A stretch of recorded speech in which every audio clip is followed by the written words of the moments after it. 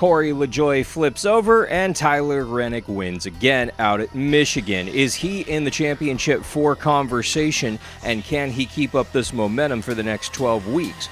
Speaking of 12 weeks, only 2 races until the 2024 playoffs begin. How does the bubble look now, and how will it look in a few days with a certain appeal going away, potentially? And non-lit NASCAR tracks causing havoc with another Monday race out at Michigan for the second race in a row. And the big story of the weekend, the fact that the Clash is heading to Bowman Gray Stadium in 2025, but why weather might be a bigger factor than people realize. Let's get into it. High, push it, checker flag, hell yeah! What's the caution for? Me? Can I not push it in? Stop anybody. Come on, you guys! Way to go, boys! One hell of a job, man. One hell of a job. Thank you so much. Nothing like a little Monday racing to help the TV ratings that we're so desperate to keep up for Fox and the NBC partners. Way to go, NASCAR. Way to go, TV partners, for ruining those ratings. Welcome on in to Shifting Gears. I am Alan Bailey. Yes, NASCAR racing out at Michigan for the first time and the only time in 2024. And just like last season, it rained on Sunday. We had to race on Monday, but this time it was Tyler Reddick getting the victory. Lots to go over, but before we do, make sure that you go ahead and mash that subscribe button so that you do not miss a video. And of course, log on to arnrace.com for the latest motorsports news. ARN, the Motorsports Authority. Before I go any further, I do want to give a massive shout out and thank you to all of you who tuned into TrackVision.tv over the weekend. We were out at Irwindale Speedway in Irwindale, California. I had an absolute blast filling in for Tommy and Jeffrey up on the microphone and on the broadcast. I love going out to Irwindale. It's a phenomenal facility. Tim and Lisa Huddleston out there, phenomenal crew, phenomenal people.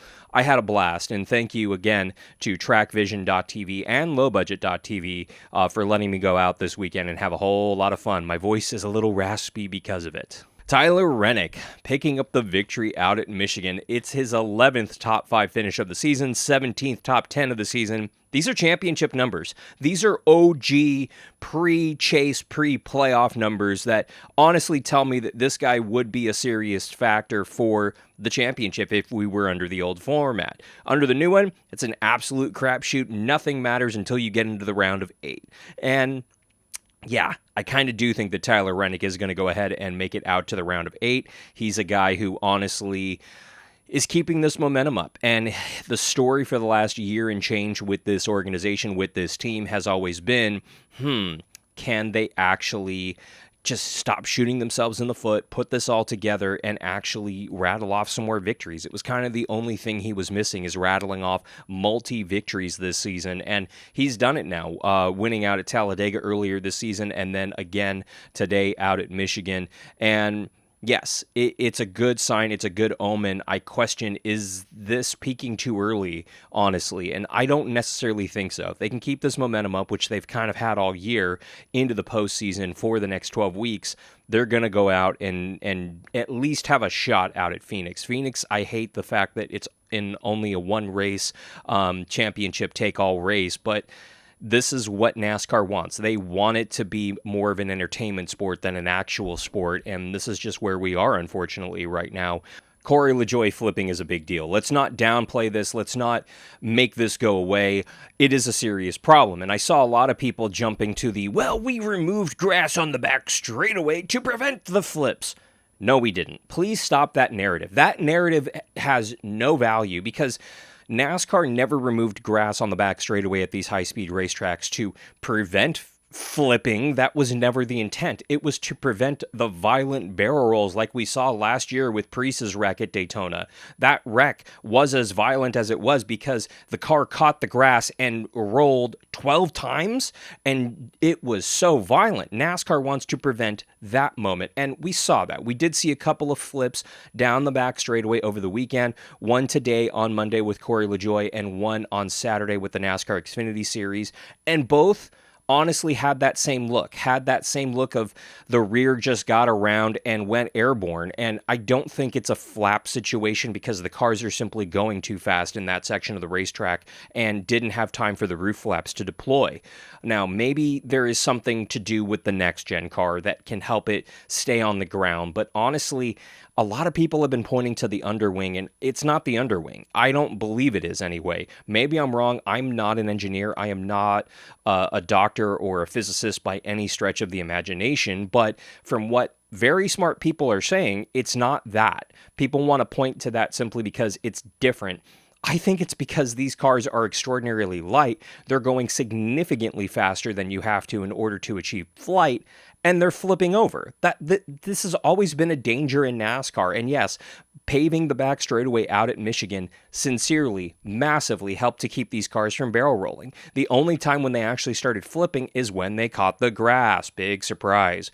I think it's high time that we remove all grass from all racetracks. Yes, I'm okay with doing what Charlotte did, and that's putting down the AstroTurf. Heck, even if you want to pave the backstretch and paint it green or paint it something cool like Charlotte did in order to hide all of that ugly gray pavement, I'm okay with that because I'd rather keep fans and drivers safe and not in violent wrecks when they flip over. Not if, when.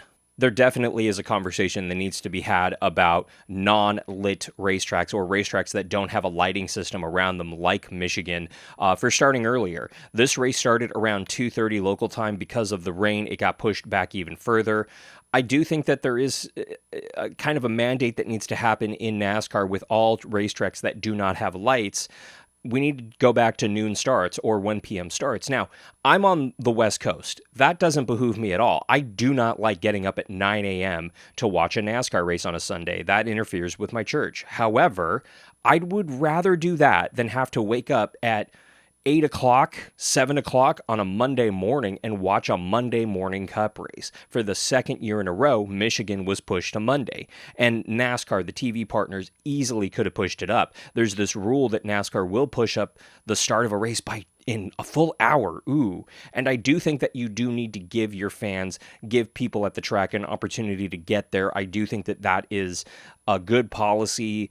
However, I do think that we need to go back to these earlier starts. Yes, the TV audience is better the closer you get to the nighttime. And yes, it is, by all intents and purposes, saving NASCAR financially, these TV contracts. But at the same time, you 100% lose your audience if you move it to a Monday, and that's what happened over the weekend.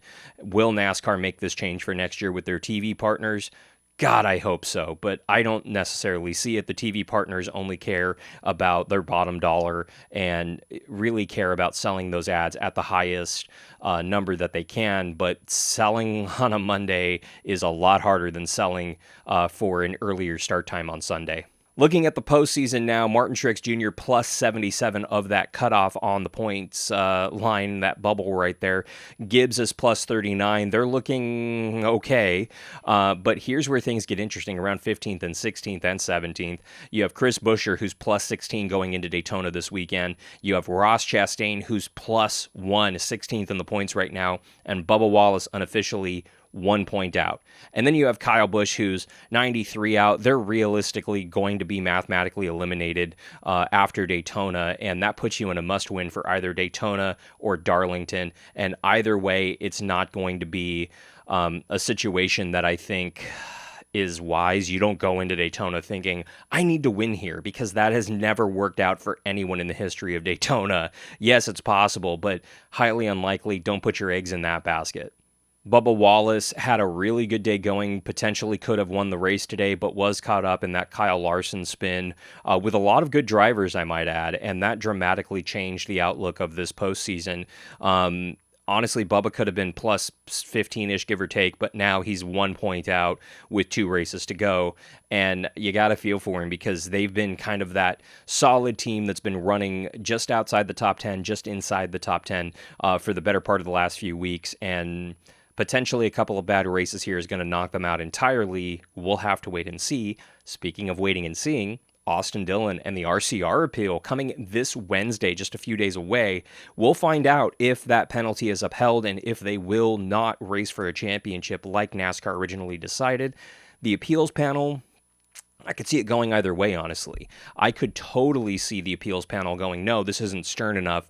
I want a race suspension. We want more points. We want more than just the playoff eligibility. They could, in theory, take the win away. It's highly unlikely, but it is possible. It's also possible that they give them the playoff eligibility back because technically they did not break a rule. There is no rule for right hooking a driver on the last lap or intentionally wrecking a driver.